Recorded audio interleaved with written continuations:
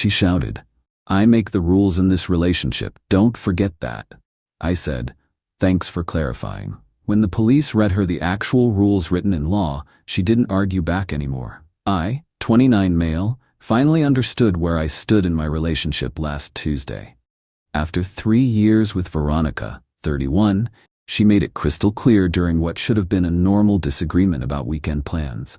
We were in the kitchen. I'd mentioned wanting to visit my brother for his birthday that Saturday. She was stirring pasta sauce, and without even turning around, she said, "No, we're going to my friend's engagement party." Babe, I already told him I'd be there. Can't we do both? Hit the party for a couple hours then. The spoon clattered against the pot. She spun around, sauce splashing onto the stovetop. Are you seriously questioning me right now?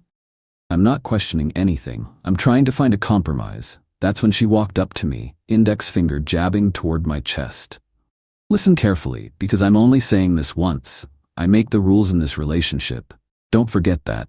When I say we're doing something, that's what we're doing. Period.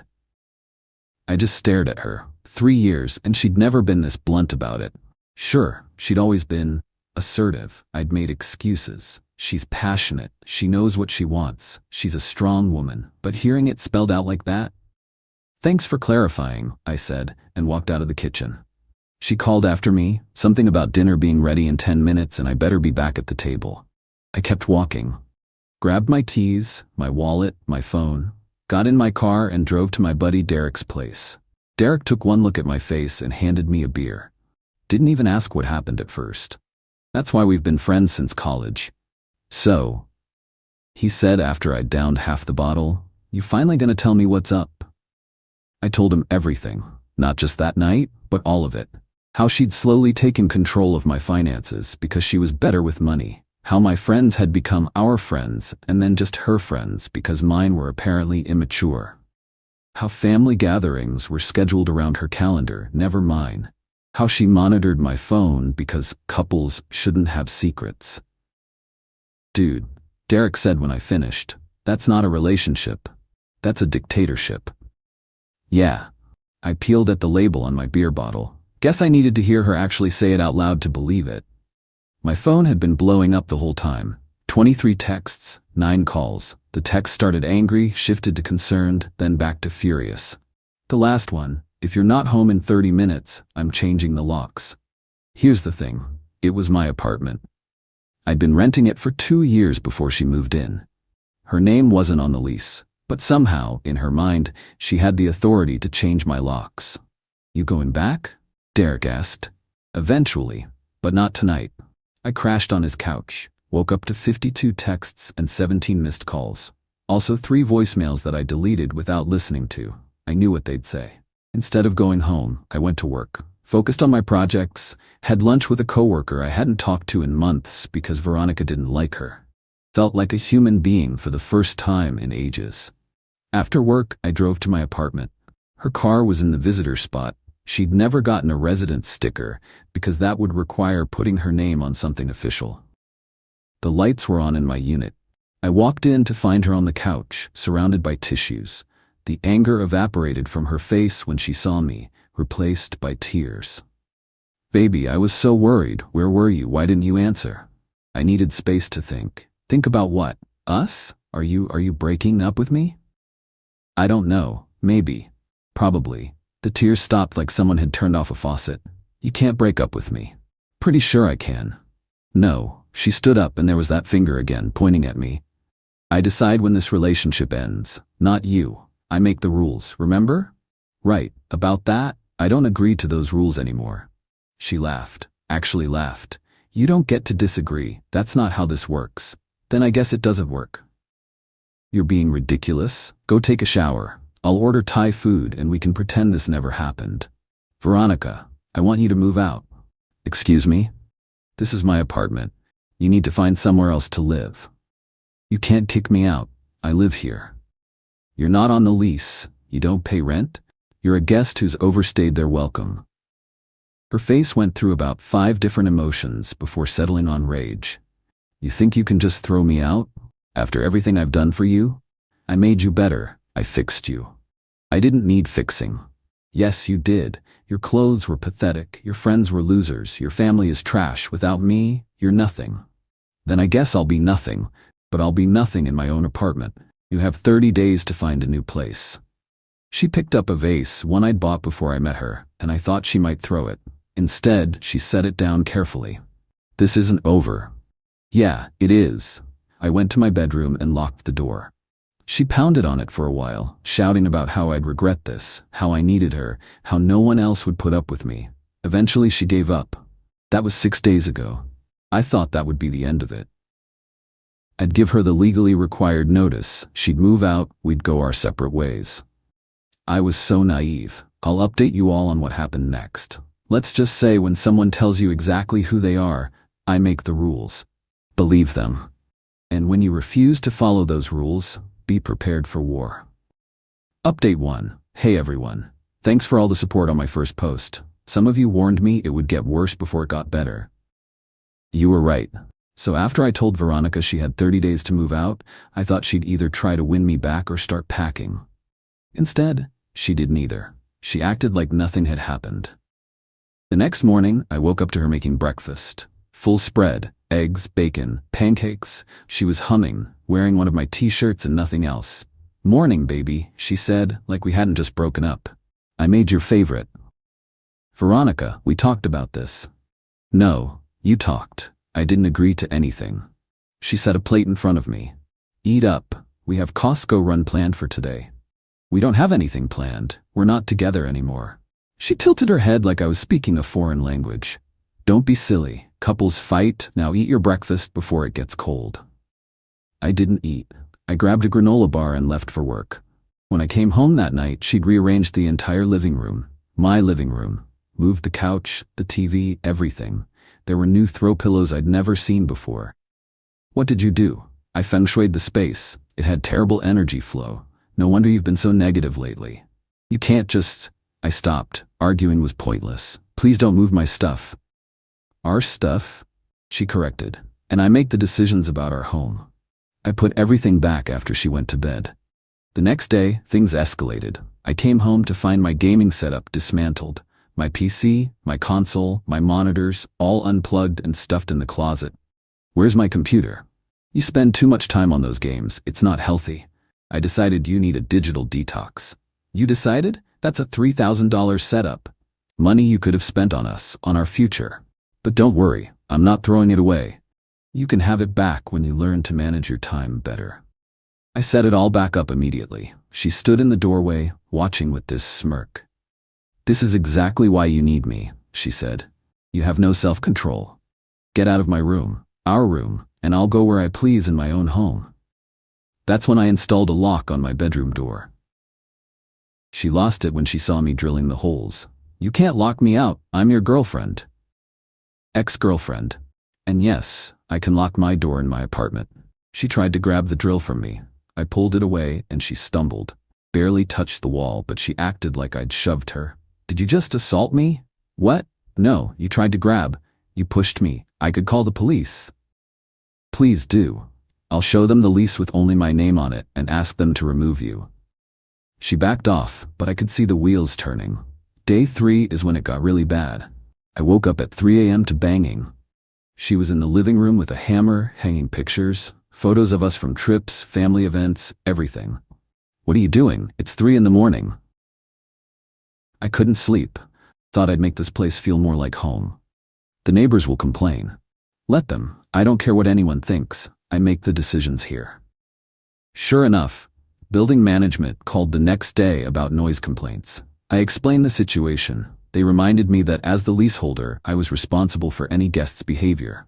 That evening, I found her in my home office, on my laptop. What are you doing? Updating your resume. It's terrible. No wonder you're stuck in that dead-end job. That's my work laptop. You can't. She'd already sent emails. To my boss. To my boss. Saying I was looking for new opportunities and wanted to transition out of my role. I spent the next morning doing damage control. Told my boss my ex had gotten into my laptop, that I wasn't leaving. He was understanding but warned me to keep personal drama out of the office. When I confronted Veronica, she shrugged. You need a better job. I was helping. You could have gotten me fired. Don't be dramatic. I know what's best for you. That's when I served her with a formal eviction notice. Had it notarized and everything. She laughed when I handed it to her. This is cute. You think a piece of paper means anything? It means you have 30 days to leave, or I'll have you removed. I'd like to see you try. That night, she cooked dinner again.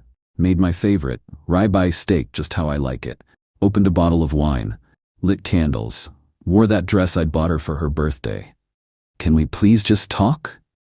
She said, like adults. Against my better judgment, I sat down. Maybe we could end this civilly. I know I come on strong sometimes, she started, but it's only because I love you. I see your potential. I know what you could be with the right guidance. I don't need guidance. I need a partner, not a life coach. But you do need guidance. Look at your life before me. You were stagnant. Same job, same friends, same routine. I pushed you to be better. You pushed me to be what you wanted. She reached across the table for my hand. I pulled it back. Don't you love me? She asked. I did. But love isn't about control.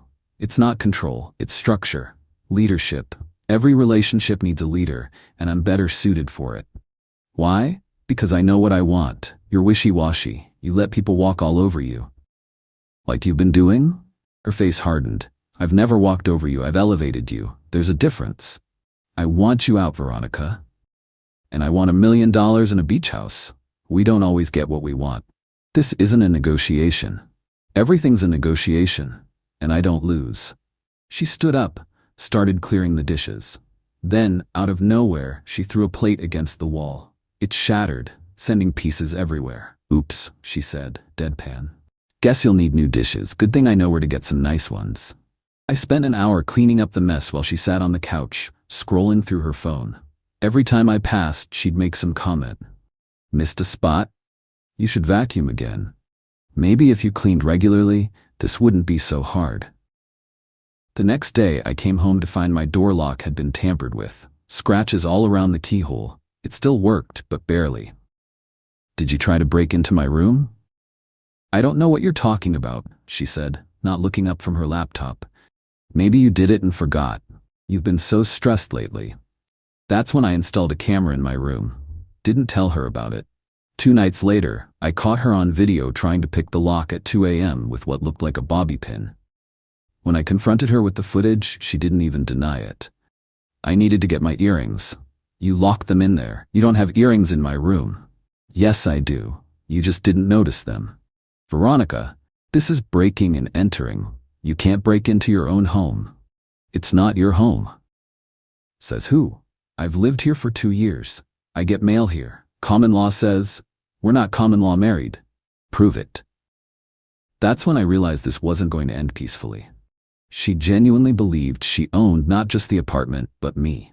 In her mind, her rules superseded any actual laws or social norms. But here's what she didn't count on. I'd been documenting everything. Every text where she claimed ownership of my property. Every incident of her moving my things. The attempted break-in. The thrown plate. The emails to my boss. I thought I had enough to get a restraining order if needed. Thought I was prepared. I wasn't prepared for what happened 2 days ago. I'll post the final update soon. Let's just say when someone who thinks they make all the rules meets the people who actually enforce them, reality hits different. Final update. This is it, everyone. The conclusion to this insane chapter of my life. After catching Veronica trying to break into my room, I knew I needed backup. Called my brother Ethan and asked if he could crash at my place for a few days.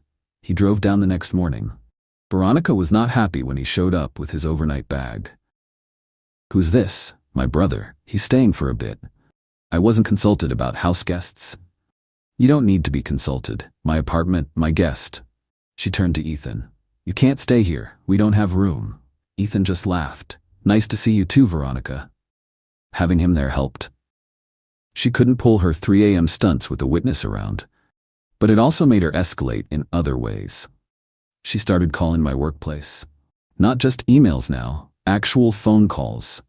Told the receptionist she was my wife and there was a family emergency. When I didn't respond fast enough, she called back claiming I was having a mental health crisis and shouldn't be at work. HR pulled me aside. Is everything okay at home? I explained the situation. They documented everything and banned her number from the company phone system. But the damage was done. Everyone now knew my personal drama. That night, she was furious about being blocked. How dare they restrict me from contacting my boyfriend? Ex-boyfriend. And you were harassing my workplace. I was concerned about you. You're clearly having a breakdown. Look at you, pushing away the one person who actually cares about you. Ethan stepped in. He's not having a breakdown. He's setting boundaries. She whirled on him. This doesn't concern you. You're poisoning him against me. No, I said. You did that all by yourself when you declared yourself the supreme ruler of my life. I never said supreme ruler.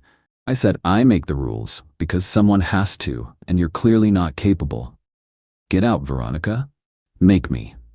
And that's when she made her biggest mistake. She grabbed a kitchen knife. Not threatening anyone with it, just holding it while she ranted about how I'd regret this, how I was nothing without her, how she'd given me the best years of her life. Ethan quietly called 911. You think you can just throw away 3 years? She was saying, waving the knife for emphasis. I've invested too much in you to let you go now. I decide when this ends. Me. The police arrived within minutes. 2 officers, 1 male, 1 female. They knocked, identified themselves. I let them in while Veronica stood there, still holding the knife, looking confused. Ma'am, I need you to put the knife down, the female officer said calmly. Why, it's my knife, from my kitchen. Ma'am, please put it down. She set it on the counter. This is ridiculous. He's trying to throw me out of my own home. I showed the officers my lease, explained the situation, showed them the eviction notice I'd served. She's not a tenant, I said. She's a guest who won't leave. I'm not a guest, Veronica shouted. I live here. I make the rules here. The male officer raised an eyebrow. Ma'am, are you on the lease? No, but do you receive mail here? Yes. That makes it my legal residence. That might establish residency, but not ownership. This gentleman has asked you to leave his property. He can't do that. I decide when I leave. The female officer stepped forward. Ma'am, that's not how the law works. If you're not on the lease and the leaseholder wants you gone, you need to leave. I don't care about your laws. I make the rules in this relationship. Both officers exchanged glances. Ma'am, the male officer said slowly, the actual rules, the ones written in law, say you need to respect the eviction notice. You can't just decide you're exempt from legal statutes. Yes, I can. He's nothing without me. I control everything here. That's when she made her second biggest mistake. She shoved past the female officer, trying to get to me. You're going to regret this. The officer caught her arm. Ma'am, do not put your hands on me. Veronica yanked away. Don't touch me. I'll sue you. I'll sue everyone. She swung at the officer. Didn't connect, but the attempt was enough. They arrested her right there in my living room. As they cuffed her, she kept screaming about her rights, her rules, how they didn't understand the dynamic. I make the decisions here. Tell them, she yelled at me. Tell them how it works. It doesn't work, I said. That's why we're here. As they let her out, she was still ranting. This is temporary. I'll be back. You can't function without me. After they left, Ethan and I stood in sudden silence. Well, he said. That was intense. I found out later she was charged with assault on a police officer, resisting arrest, and criminal threatening, the knife incident. She spent the night in jail. Called me the next morning. I don't know how she managed that, demanding I bail her out. No. You have to. I'm your girlfriend. No, you're not. And no, I don't. This is your fault. If you just followed the rules. I hung up. Her sister eventually bailed her out, showed up at my apartment that afternoon to collect Veronica's things. She was apologetic. I'm sorry about all this. She's always been like this, thinks the world should bend to her will. Why didn't anyone tell me? Would you have listened? Love makes people blind. Plus, she's very good at seeming normal at first. We packed up Veronica's belongings. Clothes, toiletries, the throw pillows she'd bought. Her sister paused at the photos she'd hung during her 3 a.m. redecorating spree. Keep them or toss them. Toss them. As we loaded her car, she said, You know this isn't over, right? She doesn't give up easily. She was right. Veronica tried contacting me through friends, family, fake social media accounts. But there was a restraining order now, part of her bail conditions. Each contact was a violation. 2 weeks later, she showed up at my workplace despite the order. Security called the police. She violated her bail and went back to jail. At her hearing, she represented herself, told the judge that the restraining order was invalid because I couldn't make decisions without her approval. Said she had relationship authority that superseded legal authority. The judge was not impressed. She got 6 months for the assault and violations. Her sister told me she's been calling from jail, still insisting she makes the rules, and this is all a misunderstanding. It's been a month now. I changed my locks, properly this time, got a new phone number, and started therapy. Turns out, letting someone control your life for 3 years leaves some damage. But I'm free. I can see my friends without permission, visit my family without negotiation, play video games without someone hiding my equipment, make my own decisions about my own life. Last week, Derek asked how I was doing. Better, I said. Turns out when someone tells you they make all the rules, they're really telling you they don't respect any rules. Think you'll date again? Eventually. But next time someone says they make the rules, I'm out. Immediately. No second chances. No benefit of the doubt. Good boundaries, man. Yeah, turns out I am capable of making decisions after all. So that's it to everyone in a controlling relationship where your partner thinks they're the sole decision maker. They're not. The law doesn't care about their self-appointed authority. Document everything, get help, and get out. And when they tell you exactly who they are, believe them the first time. Thanks for following this journey, Reddit. I'm gonna go enjoy making my own rules for a while. I went through my fiance's phone after suspicions and found a detailed plan to fake her own kidnapping and make me pay the ransom.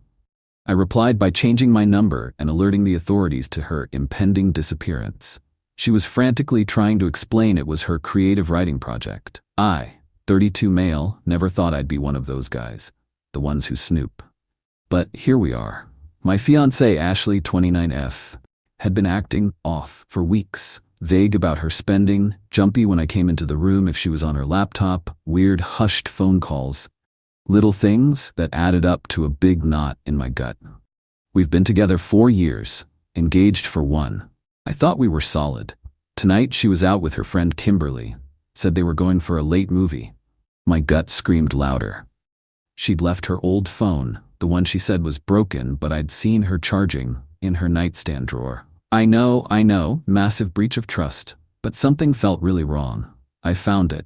Not texts with another guy, which is what I morbidly expected. Oh no, it was so much worse. In her notes app, a detailed multi-page document, title, The Getaway Plan. It was a meticulous script for her own kidnapping. Seriously, lists of what she'd need, how she'd disappear, how contact would be made with me. The ransom demand was set at $50,000. $50,000. Money I have from an inheritance my grandmother left me. Money Ashley knew was just sitting there, earmarked for a house deposit. There were even notes on how to make the ransom note sound more authentic and threatening. Who her supposed captors would be sounded like a vague, made-up gang. How she'd act when rescued. How I'd be her hero. I felt cold. Not angry, not yet. Just this icy calm. The betrayal was so audacious, so cinematic. Like something out of a twisted movie. She wasn't just going to leave me or cheat. She was going to terrorize me, steal from me, and then play the victim, expecting me to what? Comfort her? Marry her after that? I didn't hesitate. Took photos of every single page of that plan with my own phone. Back up to the cloud. Walked out of our apartment. Drove to my carrier store. Changed my number. Effective immediately. Drove to the main police precinct. Asked to speak to a detective. Showed him the photos. Explained she was planning to disappear very soon, according to her timeline, next 48 hours, and intended to extort me. The detective, a guy named Miller, was intrigued, to say the least. He took my statement, the photos, said they'd look into it, given the detail. I got home, packed a bag, all my essentials, important documents. I'm staying at my brother's. Just before I deactivated my old phone number for good, the SIM was about to come out of my handset. A string of texts came through from Ashley to that number. Hey, movie was great. Thinking of you. Tss, almost home, babe. Then a bit later, presumably after she found I wasn't home and my stuff was gone. Andrew, where are you? Is everything okay? You're not answering. Andrew, this isn't funny. Then a call to my old number. I didn't answer. Another. Then a text that made my blood run even colder if possible. My old phone? Did you go through my old phone? Andrew, that's my creative writing. It's for a story. You know I've been trying to write more. Andrew? Creative writing. Right. A $50,000 creative writing project that involved traumatizing the man she was supposed to marry. The police have my new number. They know where I am. I just can't believe this is my life right now. Part of me is numb. Part of me is already mourning the woman I thought I knew.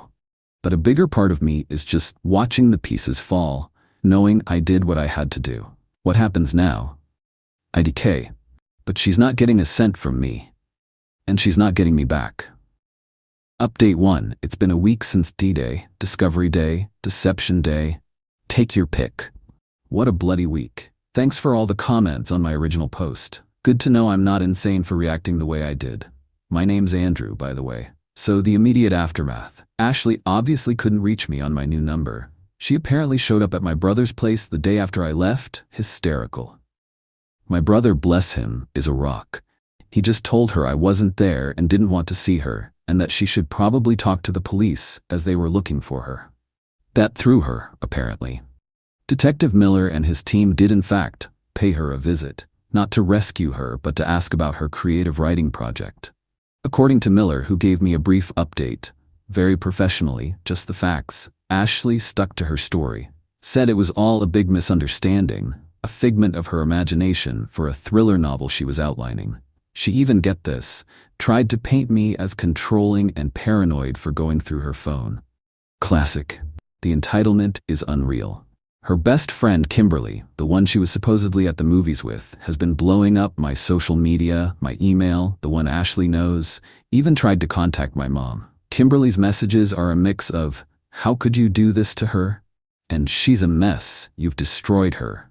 And Ashley would never do something like that. It's obviously a huge mistake. You need to talk to her and fix this. Kimberly claims Ashley showed her the story notes ages ago, and they even laughed about how over the top it was. Right. So Kimberly, you knew about a plan to fake a kidnapping and extort $50,000, and your reaction was to laugh? Or are you just covering for her now? Smells like BS either way. Then Ashley's mom, Betty, called my mom. Full-on guilt trip. He's misinterpreting her artistic expression. She's sensitive. This stress is going to make her ill. They were so happy, he's throwing it all away over a story. My mom, thankfully, is no fool. She told Betty that if Ashley was serious about writing, maybe she should stick to genres that don't involve detailing felonies against her fiancé. Mic drop from mom. The police are building a case. Conspiracy to commit fraud, attempting to extort, possibly filing a false police report in the future if she'd gone through with it. Miller said the level of detail in her notes was problematic for her creative writing defense, especially the bits about how to avoid detection and specific financial details. Ashley, meanwhile, has apparently been trying to play the victim to everyone who will listen. Mutual friends are getting an earful about how I've abandoned her, how I'm cruel and heartless. Some are buying it, or at least pretending to. Mark, a guy we both know from a hobby group, messaged me saying, "Dude, are you sure about this?" Ashley's saying it was just a story idea. She's really broken up. I just sent him a screenshot of the ransom demand part of her notes. Haven't heard back from Mark. Emotionally, I'm a wreck, but a quiet wreck, if that makes sense. I'm functioning, working, eating, sleeping, sort of. But there's this constant ache. The betrayal is one thing, but the gaslighting now, the attempt to make me the bad guy, that's a special kind of twisted. I've had a couple of moments where I almost buckled, thinking, what if it is a misunderstanding? But then I look at the photos of those notes. The cold, calculating detail. Nah, my gut was right. My actions were right. The latest? Ashley apparently tried to access our now frozen, on my lawyer's advice, small joint savings account we had for wedding expenses. It wasn't much, maybe $2,000. My lawyer had already flagged it, so no dice for her there. That was yesterday.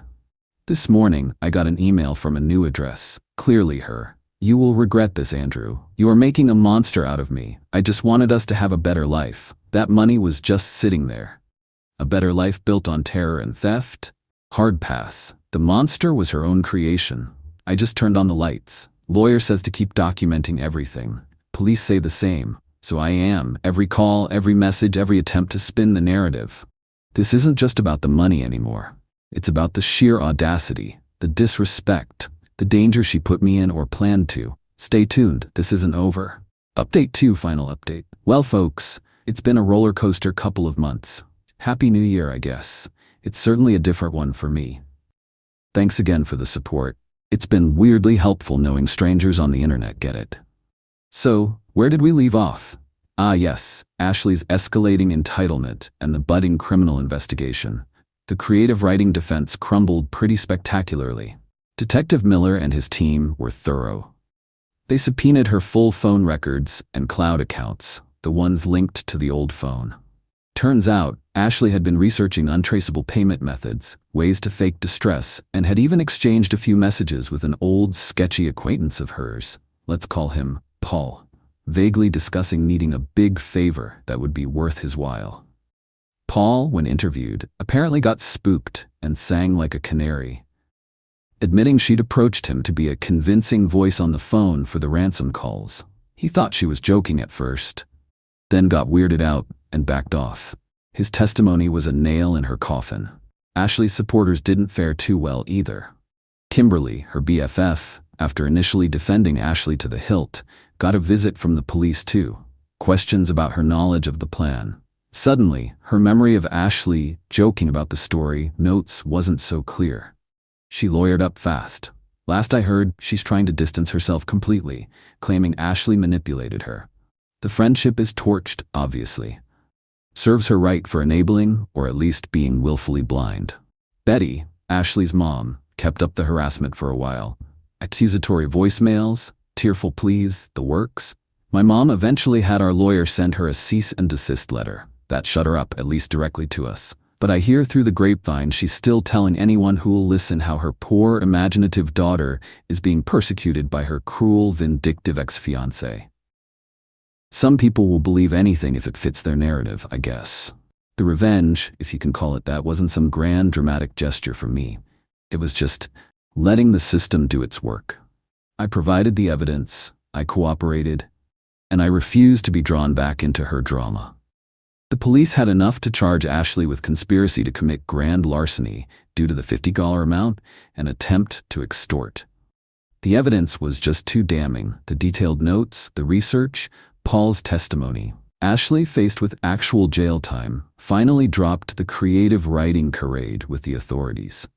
Her lawyer apparently advised her to. She tried to plead it down, painting herself as desperate and stressed about finances, conveniently forgetting she had a decent job and I was financially stable. She even had the audacity to suggest, through her lawyer, that I should make a statement saying it was a moment of madness and that I'd forgiven her. To get her a lighter sentence. Can you believe the nerve? My lawyer replied with a very polite, very firm, absolutely not. The satisfying part? Last month, she took a plea deal, avoided a lengthy trial, which I was honestly relieved about. She pleaded guilty to attempted extortion, got 2 years probation, a hefty fine. Ironic, huh? Mandatory psychological counseling, and a criminal record that will follow her around like a shadow. She also had to pay all my legal fees associated with this mess, which wasn't insignificant.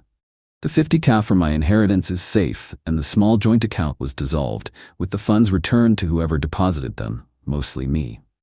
Seeing her in court that day for the plea, she looked small, defeated, not remorseful, mind you, just annoyed that her brilliant plan had backfired so spectacularly.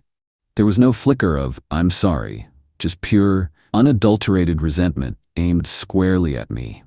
That look confirmed I did the right thing. Entitled people rarely see the error in their ways, they just regret getting caught. As for me, I moved. New apartment, fresh start. The old place had too many ghosts. I'm in therapy myself, actually. Unpacking this level of betrayal isn't easy. There are days I'm still angry, days I'm just sad for the relationship I thought I had. Trusting someone again?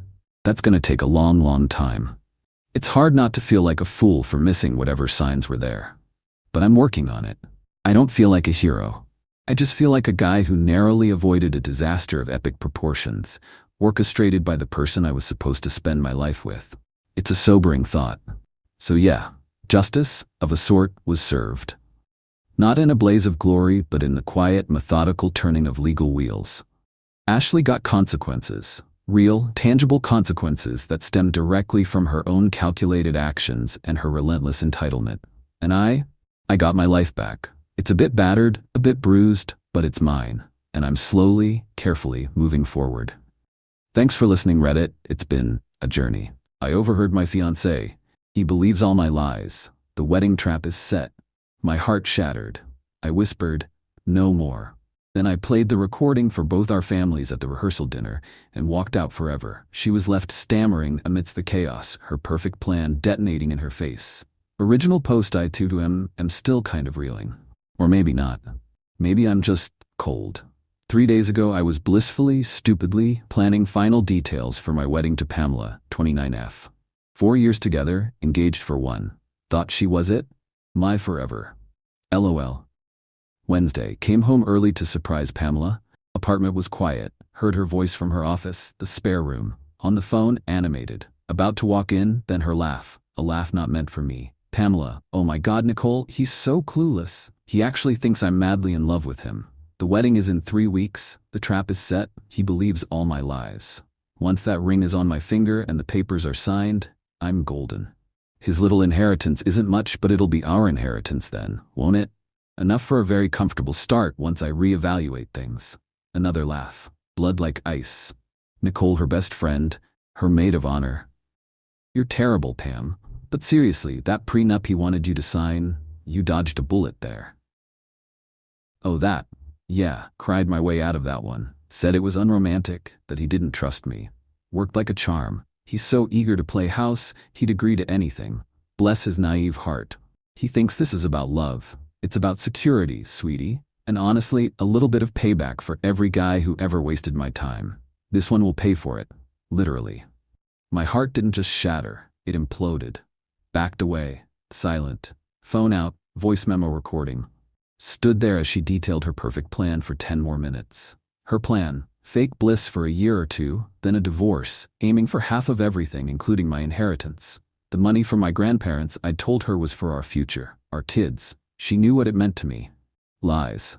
It all clicked. Resisting the prenup I gently suggested.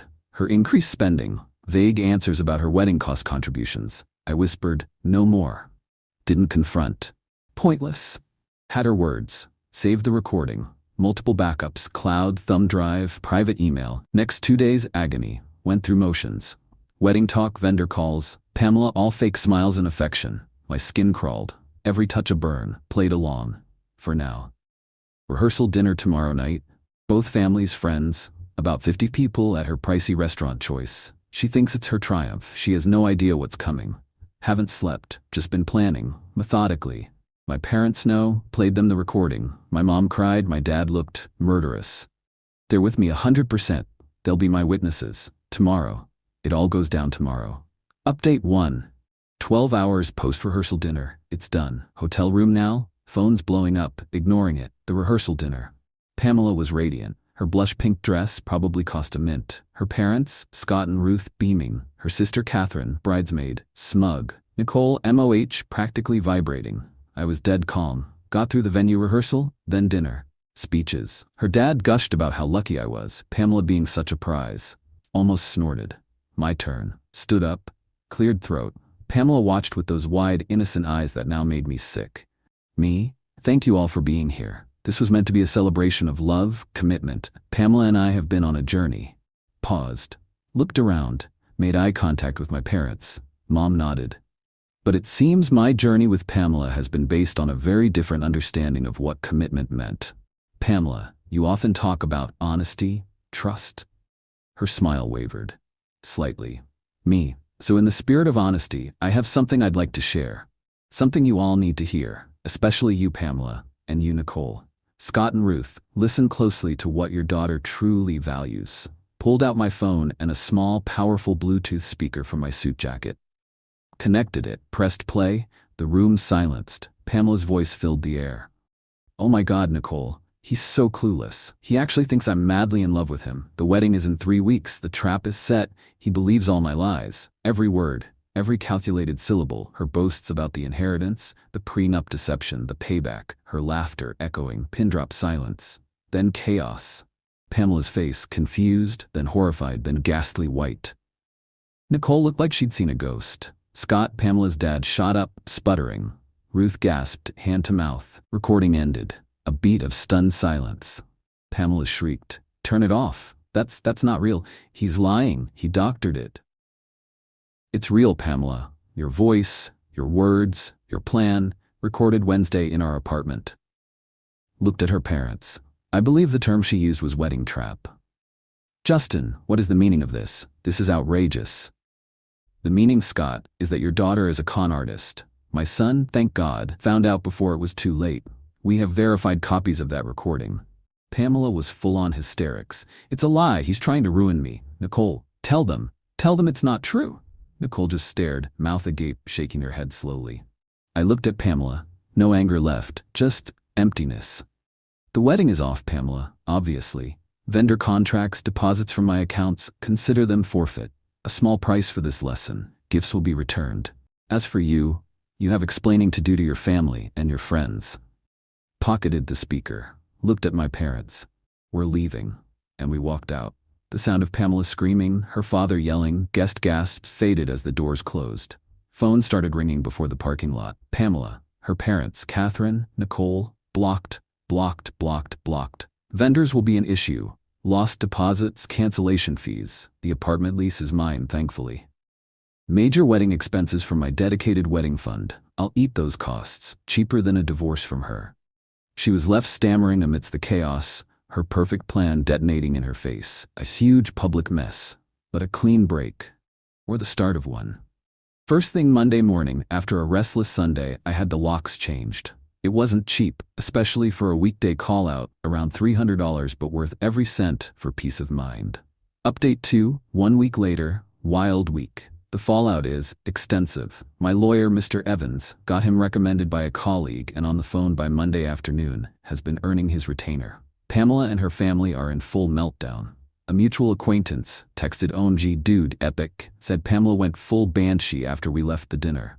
Accusations, denials, tears. Her parents humiliated. Most of their friends horrified. The entitlement escalates. Day after the rehearsal dinner detonation, emails started. Not Pamela, too cowardly now, but her father, Scott. Subject: urgent, financial ramifications and slander. He claimed I'd publicly humiliated and slandered Pamela. Demanded I pay for their wedding expenses, Pamela's dress, accessories, shower costs her mom threw, plus $25,000 for emotional distress and reputational harm, to be transferred within 48 hours to begin to make amends. That was beyond ridiculous. Mr. Evans drafted a polite, firm reply. Recording is authentic. Truth is absolute defense to slander. My wedding expenses from my fund are my loss. Their expenses are their own, given Pamela's actions. Further demands for money will be considered harassment. Then Catherine, Pamela's sister, group chat with me and a few of my friends who immediately forwarded it with eye roll emojis. "Catherine, Justin, you're a monster. Pamela is devastated. She loved you. This is all a huge misunderstanding. That recording was her joking, taken out of context. You owe her an apology and you need to fix this. People make mistakes. You're ruining her life over a stupid joke." A stupid joke?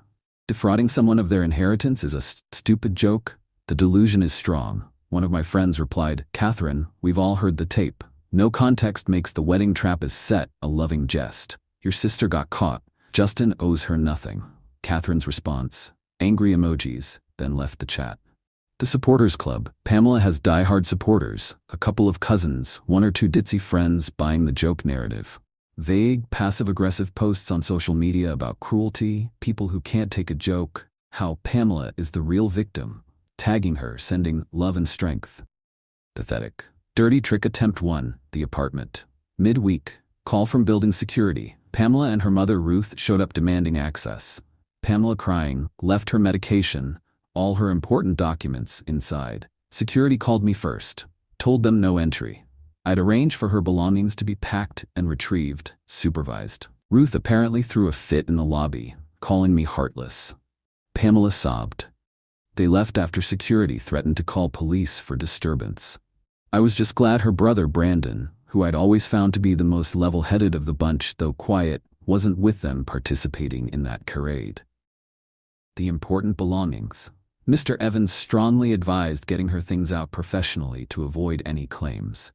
It took a couple of days to coordinate, but by Wednesday, a bonded packing service meticulously inventoried and moved all of Pamela's identifiable belongings into a secure storage unit. Another $700 gone, but it cut off another potential avenue for her drama. Mr. Evans then sent a formal letter to Scott detailing how Pamela could arrange collection, at her own expense, of course. The sheer audacity. Tries to scam me, gets caught, then demands access, plays victim. Her mother enables this. The money, big wedding vendors mostly understanding. Venue keeps large deposit, contract fair. Caterer too. Photographer, 50% refund if he rebooks. Florist, total loss. All in, I'm out maybe $20. Expensive lesson, but infinitely cheaper than marrying her. Close the barely used joint wedding planning account, mostly my money. Personal account secure. The slight vulnerability. One night, 3 a.m. It hit me. Not the money. The betrayal. 4 years, I really thought, well, does it matter? That person didn't exist. A performance, that hurt, for a bit. Then cool, steady anger and resolve. She's not getting another cent. No apology, no fixing this. She built this bonfire. I just lit the match, waiting for their next move. Sure, there'll be one. People like this don't slink away. Update 3 1 month later. Month since D-Day. Detonation day, lol. Dust mostly settled, but not before Pamela and co tried more desperate, entitled moves, and I gave them the consequences they deserved, satisfyingly. Legal threats fizzle. Scott's 25 cala demand and slander suit threats? Nowhere. Mr. Evans's response, reminding that malicious prosecution is a thing and playing the recording in my defense to concerned parties, our wedding guests, was legit, silenced Scott. Probably got actual legal advice, no case. Smear campaign intensifies, then backfires beautifully. Pamela, Catherine, and their flying monkeys ramped up the Justin is a cruel monster who misunderstood a joke campaign online. Vague posts became slightly more direct. Comments on my lockdown social media. Careful not to be directly libelous, just insinuating. Pamela, after a week of silence, plotting, probably, posted a tearful, worded non-apology on her public Instagram. My heart is broken by the misunderstanding that has shattered my world. A private joke was cruelly twisted and used against me. I only ever loved him. I'm a victim of misinterpretation and malicious intent. Please pray for me as I try to heal from this devastating betrayal. Pics of her looking wan. Initial comments, sympathetic from her echo chamber. This is where I decided I'd had enough playing purely defensive. My revenge, the truth offensive, didn't say a word myself. Took that original, crystal clear voice recording, all 10+ minutes, not just dinner highlights, and uploaded it to a popular, anonymous file sharing site. Created a new, anonymous throwaway social media account. Posted a simple message. For those interested in the full context of Pamela's last name's private joke, she claims was cruelly twisted. Here is the unedited audio. Listen for yourself and decide who the victim is. Link to audio file. Used that anonymous account to reply to every single one of Pamela's supportive comments on her victim post, to Catherine's posts, and her flying monkeys posts, with that simple message and link. Also DM'd it to key local community group pages and gossip forums Pamela and her family frequented. The effect was glorious. Hours later, link was everywhere in our social circles. People listened, heard all of it. The coldness, financial trap specifics, contempt for me, admission of prenup deceit, Nicole's full complicity, no misunderstanding, no out of context, a full confession of premeditated fraud. Pamela's victim post was suddenly flooded with new comments. The vast majority were scathing, quoting her own words back at her. Of course, a few keyboard warriors and distant relatives tried to spin wild theories or yell about privacy. Ironic, huh? But they were largely shouted down or ignored. The general consensus, especially in our actual community, was clear. Pamela was a fraud. Pamela deleted her post within 24 hours, then her entire Instagram. Catherine went private. Nicole vanished from social media. Too late. Audio was out, like glitter. Can't get rid of it. Fallout for them via grapevine, now very pro-Justin. Pamela, pariah, old friends dropping her. Fence sitters now team Justin. Nicole too faced a reckoning. The full audio didn't just circulate socially. Someone, likely another disgruntled former friend of hers or Pamela's, made sure a transcript highlighting Nicole's enthusiastic complicity, along with a link to the audio, landed on an industry ethics watchdog site, naming her and her employer. She works in a very public-facing finance role, where trust is paramount. Last I heard, she was on indefinite leave, while her company investigated the serious allegations impacting client confidence. It sounded like career death, frankly. Pamela's parents, Scott and Ruth, humiliated. Their active community social standing took a massive hit. Sideways looks, questions about how they raised her, why they defended her. Catherine's fiancé's family heard audio, small town, serious second thoughts about their wedding. Serves her right. Belongings. Standoff ends. A couple of weeks later, Pamela finally arranged to get her things from storage. She didn't come, nor did her parents or Catherine. Instead, it was her brother, Brandon. As I'd always thought, he seemed genuinely mortified by the whole circus. He was polite with the storage company's staff, paid Pamela's outstanding fees without a word of protest, and just got it done. Final attempt. Guilt trip from Pamela's grandma. Sweet old lady I liked, Grandma Janet, called me, crying. Grandma Janet, Justin, dear, I know what Pamela did was wrong, terribly wrong, but she's my granddaughter. She's destroyed. Life ruined. Any forgiveness? A quiet apology. Would you consider taking down that recording? Only moment I felt a pang. Me, Grandma Janet, I respect you, but the recording is truth. Pamela planned to defraud me, lied, tried to ruin my reputation. Consequences are hers. Taking audio down won't change what she did, or protect others if she doesn't learn. Sorry she's hurting, but she caused this. Sighed sadly. I understand, dear, had to ask, ended politely. Sweetest revenge is living well, and them knowing it.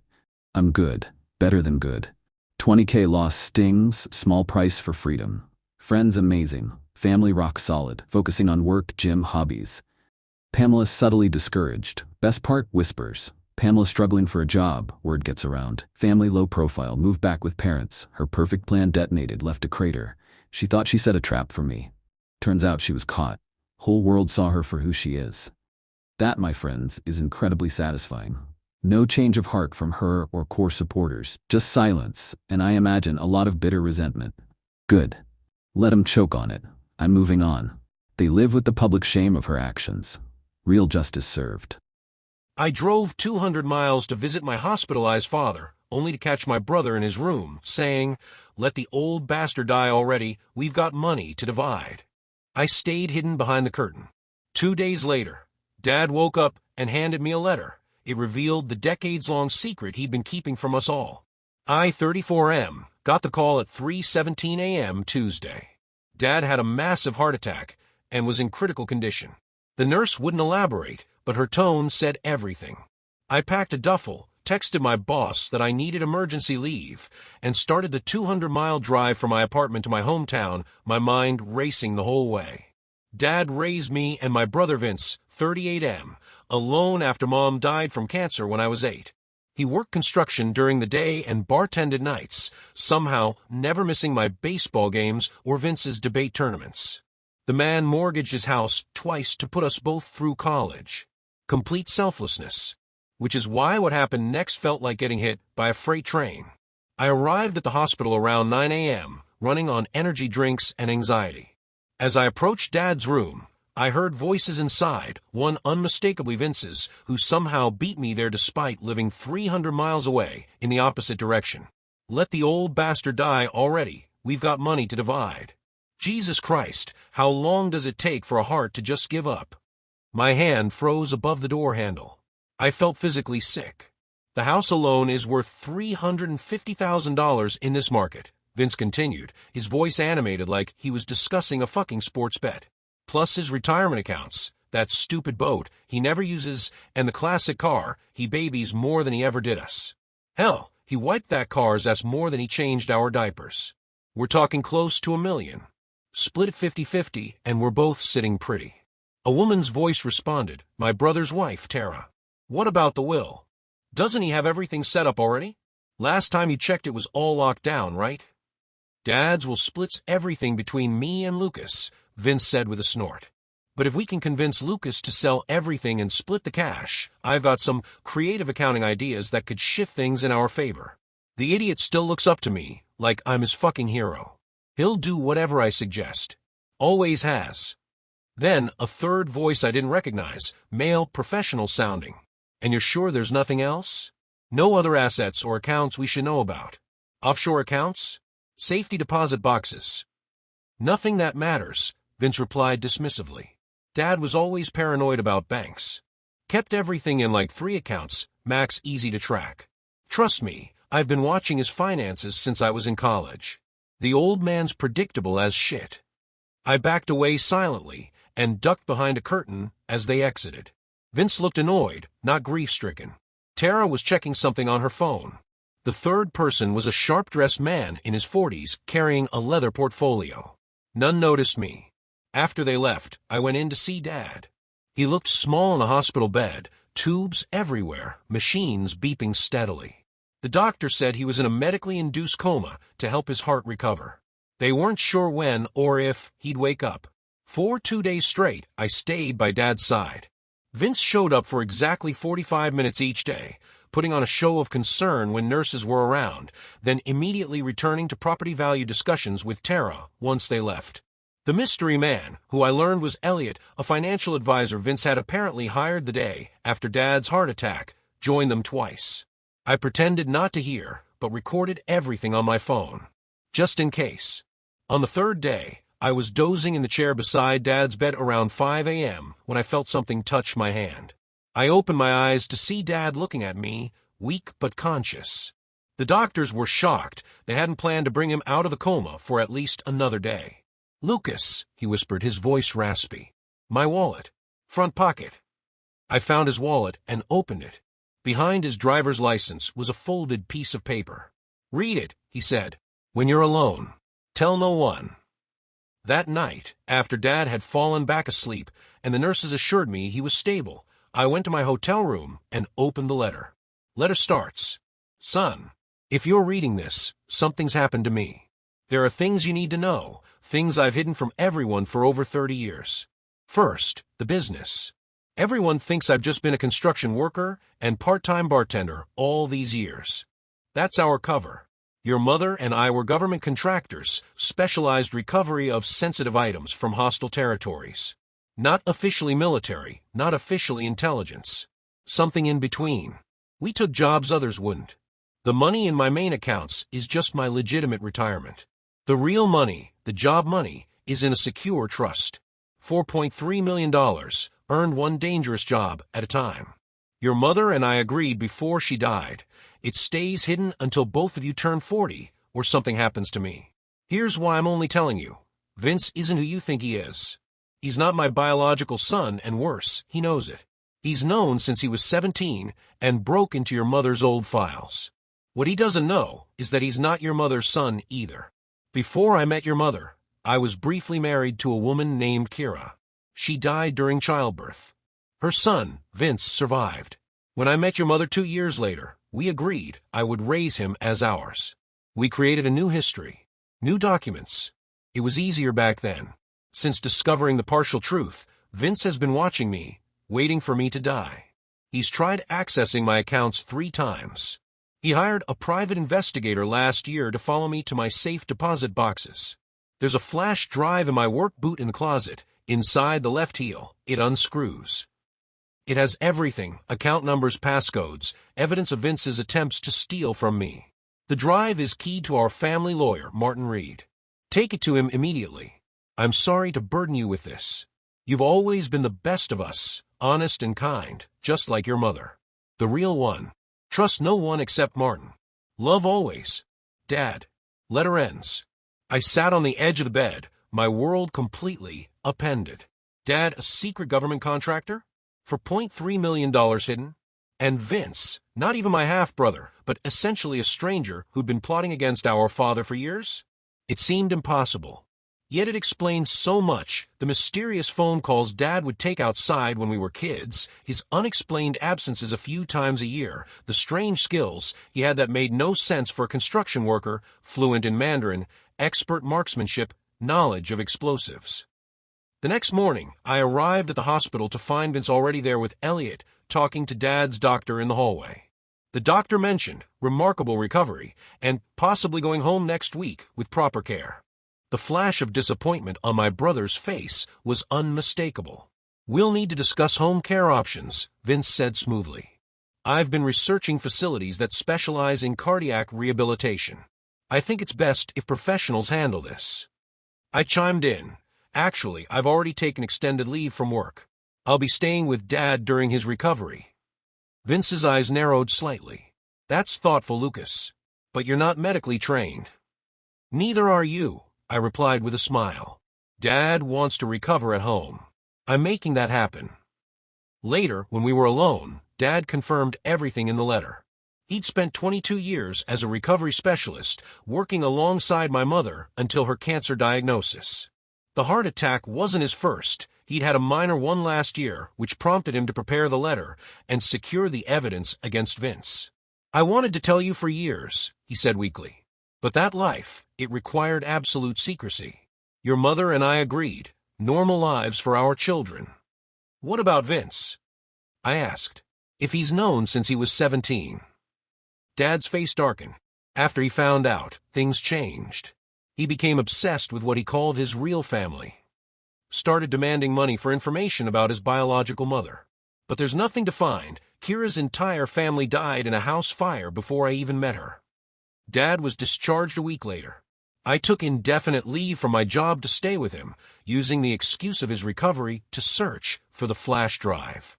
I found it exactly where he described, inside the heel of a worn work boot in his closet. That evening, while Dad was resting, Vince showed up unannounced with Tara and Elliot. He seemed surprised to find me there. "Just checking on Dad," he said casually, "and dropping off some paperwork he needs to review." "What paperwork?" I asked, instantly on guard. Elliot stepped forward with a folder. "Just some standard power of attorney documents. Given your father's condition, it would be prudent for someone to have legal authority to manage his affairs temporarily. I'm his son," Vince added, chest puffing up. "The eldest. It makes sense for me to handle things while he recovers. Someone's got to step up, right?" I took the folder without opening it. "I'll make sure he sees these when he's feeling stronger." Vince's jaw tightened, a vein pulsing in his temple. "Those really should be signed as soon as possible. For his protection." "I'll let Dad decide what's best for his protection," I replied, staring him dead in the eyes. "For fuck's sake, Lucas," Vince hissed, dropping the concerned son act. "He can barely take a piss without help. You think he's in any condition to manage finances? Don't be stupid." After they left, I examined the documents. It wasn't just power of attorney, it was complete financial control, authority to sell property, access to all accounts, and change of beneficiary forms for his insurance policies. Vince would have complete control over everything Dad owned. I showed the papers to Dad, who just shook his head sadly. "He's getting desperate," he said. "That means he's dangerous. You need to see Martin tomorrow. No more waiting." The next morning, I called Vince and told him I was taking Dad for a follow-up appointment and would be gone most of the day. Instead, I visited Martin Reed, Dad's lawyer, bringing the flash drive and copies of the documents Vince had tried to get signed. Martin was a serious man in his 60s who, upon seeing the flash drive, immediately locked his office door and pulled the blinds. "James warned me you might be coming," he said, referring to my father by his first name. "Is he lucid?" "Completely," I confirmed. "Heart's weak, but mind's sharp as ever." Martin connected the drive to a special laptop, not linked to any network. What I saw over the next 2 hours changed everything I thought I knew about my family. Video footage of Vince meeting with known criminals to discuss acquiring Dad's assets. Bank records showing Vince had stolen over $200,000 from Dad over the years through fraudulent checks and credit card schemes. A DNA test confirming what Dad had said, Vince was not biologically related to either Dad or Mom. Most disturbing were the surveillance photos taken 6 months ago, Vince in Dad's house while Dad was away, clearly tampering with the gas line on the water heater. Martin explained that Dad had suspected Vince might try to stage an accident, so he'd installed hidden cameras throughout the house. "Your father has been building this case for years," Martin explained. "Not because he wanted to use it, but as insurance. He always hoped Vince would change." "What do we do now?" I asked. "That depends on James," Martin replied. "The evidence here is enough for criminal charges. But knowing your father, he'll want to handle this differently. When I returned home, Dad was sitting in his recliner, looking stronger than he had since the heart attack. I told him everything about my meeting with Martin. Now you understand, he said quietly. I've given Vince every chance, Lucas. Paid for his college, helped with his mortgage, bailed him out of debt repeatedly. I kept hoping the boy I raised would overcome whatever darkness drives him. Dad took a deep breath. It's time for the trust to be revealed. Not the way I planned, but necessary now. Martin will execute a special provision tomorrow. The money transfers to you immediately, not at 40 as planned. We need to secure it before Vince realizes what's happening. What about Vince? I asked. The evidence against him. We'll give him a choice, Dad said firmly. But first, we need to be protected. That night, I could barely sleep, knowing what was coming. The next day would change everything. Update. It's been 2 months since my original post. Many of you asked for an update. So here it is. The morning after I met with Martin, everything was set in motion. The trust was officially transferred to me as sole beneficiary, with Dad retaining lifetime use rights to a portion for his living expenses. Martin also filed for emergency restraining orders against Vince, based on the evidence of his tampering with the gas line. But Vince was already making his move. I returned from picking up Dad's prescriptions to find Vince's car in the driveway. Inside, I found him and 2 unfamiliar men in suits standing over Dad, who remained calm in his recliner. Perfect timing, Vince said with a cold smile that didn't reach his eyes. Lucas, meet Dr. Hoffman and Dr. Jensen. They're here to evaluate Dad's mental capacity. Apparently, he's been making concerning statements and changes to his financial arrangements, talking crazy shit about secret government work. The taller doctor stepped forward. All business. We've been retained to determine if your father requires a conservatorship for his protection. Dad looked at me and gave an almost imperceptible shake of his head. I understood. Say nothing about what we knew. On whose authority are you here? I asked, feeling my blood pressure spike. Vince smugly produced a document. As Dad's eldest son, I requested an emergency evaluation based on his recent erratic behavior. The court approved it this morning. It's all perfectly legal. I took out my phone and called Martin, putting him on speaker. They're here now. I said simply, try and keep my voice steady. Is James there? Martin asked. Yes, with Vince and 2 doctors for a supposed competency evaluation. There was a pause. Tell them to check their emails immediately. The doctors looked confused, but checked their phones. Both men suddenly looked uncomfortable, exchanging glances. Mr. Vincent Carter, the shorter doctor said, clearing his throat, you told us the court had approved this evaluation. Vince's face reddened. They did. I filed the paperwork myself. What the hell's going on? Then perhaps you can explain this email from Judge Martinez denying your petition and warning that proceeding without proper authorization could result in charges of elder abuse and practicing medicine without proper court approval. The room went silent. Vince's face contorted with rage, his mask completely slipping. This is complete fucking bullshit, he spat, slamming his hand against the wall. Dad's clearly lost his goddamn mind, and Lucas is taking advantage. He's after the money, can't you see? He's been manipulating him for months. Gentlemen, Dad interrupted, his voice stronger than I'd heard in weeks. I believe I can clear this up. He reached beside his chair and pressed a button on his phone. Nancy, please come in now. The front door opened, and a woman in a business suit entered, carrying a small digital recorder. This is Nancy Patel from Adult Protective Services. Dad explained. She's been here since 7 a.m. this morning, documenting this entire encounter. We've been expecting something like this. Vince went pale. You set me up. No, son, Dad said sadly. You set yourself up the moment you decided my death was worth more to you than my life. Nancy stepped forward. Mr. Vincent Carter, based on evidence provided to our office and what I've witnessed here today, I'm issuing an immediate protective order. You are not to contact your father or brother or come within 500 feet of this residence. The doctors, clearly uncomfortable, mumbled apologies and left quickly. Vince stood frozen, his entire plan collapsing around him. "You can't do this," he whispered, his voice cracking. "I'm family. I'm your son." Dad looked at him with an expression of profound sadness. "We need to talk, Vince, about Kira, about who you really are." Vince's eyes widened, all color draining from his face. "What the fuck did you say?" "I know you found the documents about being adopted," Dad said, "but you only found part of the truth. Sit down. It's time you heard all of it." Nancy and I left them alone for nearly an hour. From the other room, I heard shouting, "You're fucking lying, and all these years you've been lying to me." Then crying, then silence. When I returned, Vince was gone, and Dad looked exhausted but relieved. "What happened?" I asked. Dad rubbed his eyes. I told him everything. About Kira, about the money, about the evidence we have against him. I offered him a choice. Disappear completely from our lives and receive a one-time payment of $250,000, or face criminal charges for the attempted gas line tampering and financial fraud. And Dad sighed heavily. He took the money, of course, but not before telling me he's hated me since he was 17, that I was never his real father. Dad's voice cracked. He said, and I quote, "I've spent 20 years wishing you were dead. The only real thing I ever felt for you was disappointment. Christ, Lucas, where'd I go so wrong with him?"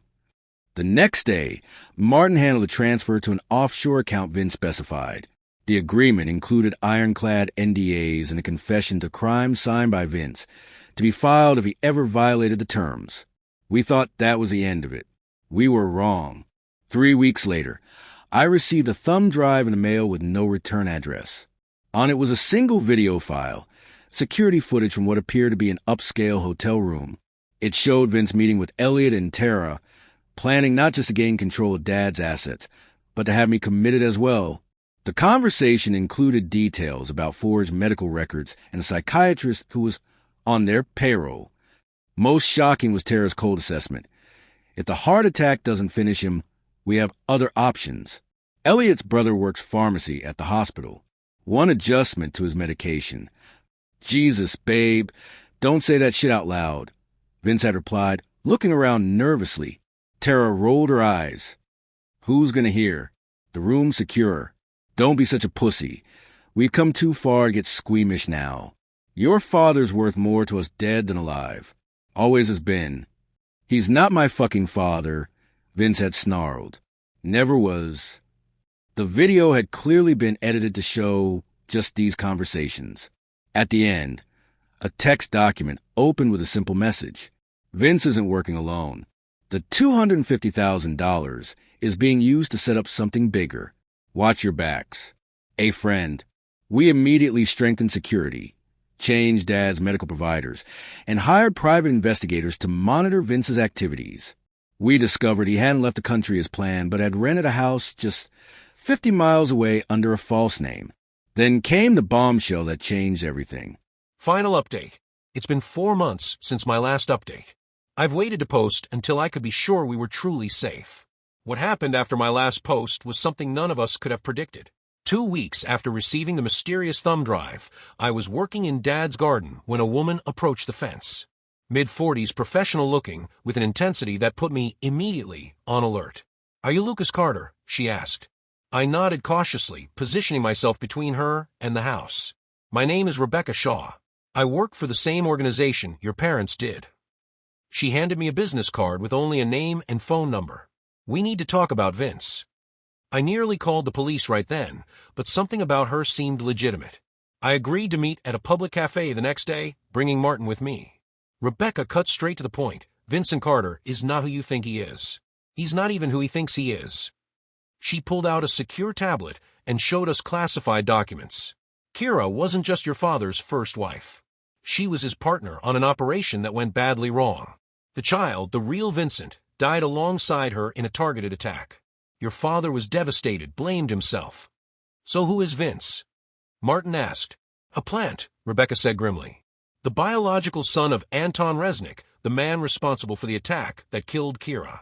When James identified Resnick years later, Resnick retaliated by placing his own son in James's life, a sleeper agent meant to monitor your father and eventually gain access to information about our organization. It seemed unbelievable, like something from a spy novel. But the documentation was extensive: DNA tests, surveillance reports, communications intercepts. Does Vince know? I asked. That he's working for his actual father? We believe he discovered his true parentage approximately 5 years ago, Rebecca confirmed. The timeline matches when his attempts to access your father's secure information intensified. Why are you telling us this now? Martin demanded. Because Resnick is dead. Killed last month in a power struggle within his organization. Without his protection, Vince is vulnerable and dangerous. We've intercepted communications suggesting he's planning something significant, possibly targeting your father directly to tie up loose ends before disappearing. The next day, Rebecca's team installed advanced security throughout Dad's house while we relocated temporarily to a safe house. The waiting game began. It took 3 weeks. On a Tuesday evening, security cameras caught Vince and 2 armed men attempting to break into Dad's empty house. They were met by a tactical team and arrested without incident. One of Rebecca's agents later showed me the body cam footage, Vince screaming, "Do you know who my father is? Do you know who I am?" as they cuffed him. The charges: conspiracy, attempted kidnapping, illegal weapons possession, and a dozen other federal offenses.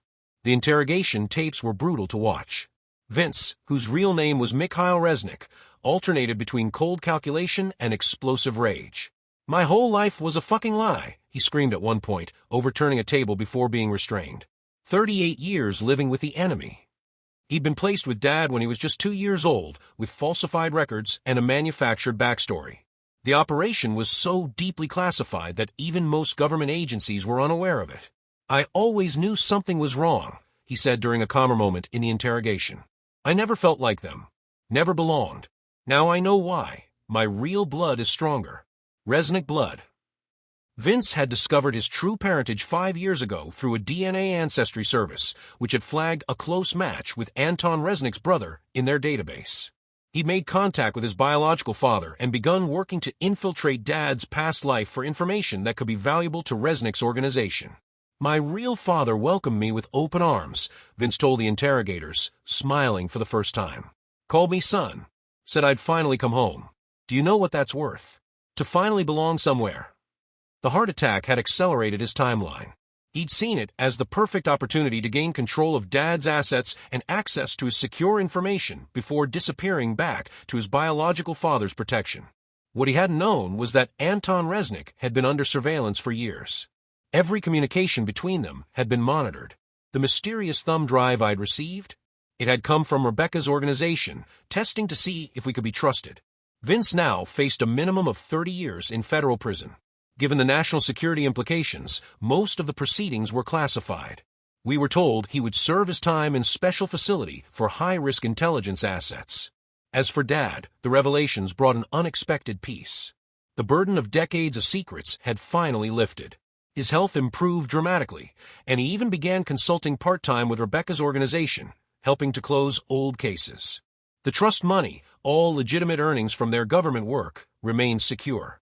Dad insisted I use some of it to restart my life after the months I'd spent protecting him.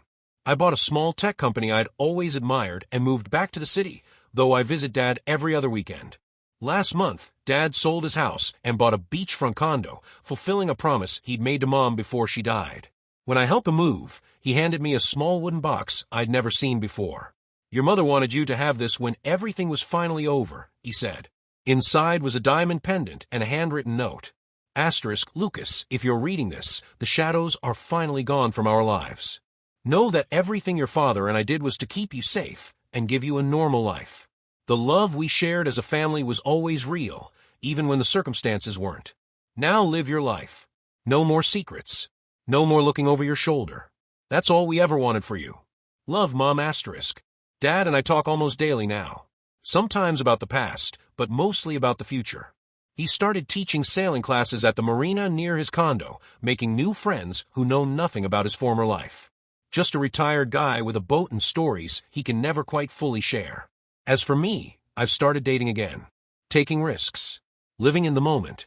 Sometimes I think about Vince or Mikhail and feel a complicated mix of anger, pity, and relief. He spent his whole life as a weapon aimed at my father, never knowing the kind of love Dad showed me every day. Dad summed it up best during our last fishing trip. We were sitting on the dock at sunset, beers in hand, when he said, "You know what I've learned after all this shit, Lucas? Family isn't about blood or destiny. It's about who chooses to love you even when they know all your truths, the good and the ugly. Your mother and I chose you. And despite everything, we tried to choose Vince too. Some choices just don't take. Some people are just wired wrong from the start." He took a long pull of his beer and looked out at the water. I spent decades blaming myself for how he turned out. Thought I didn't love him enough or loved him wrong.